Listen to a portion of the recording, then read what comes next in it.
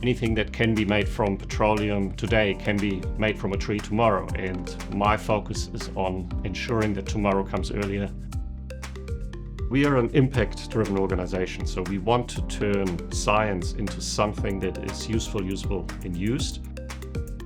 We are focused fully on the whole value volume pyramid, be it cosmeceutical, nutraceutical, plastics, polymers, packaging, to energy carriers, sustainable aviation fuel, or marine fuel.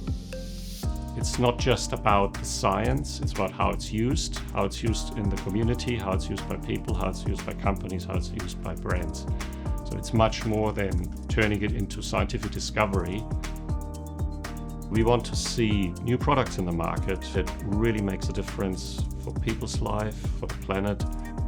I hope that the work we do transforms how we live today, how we do business today, what materials we use, what products we use,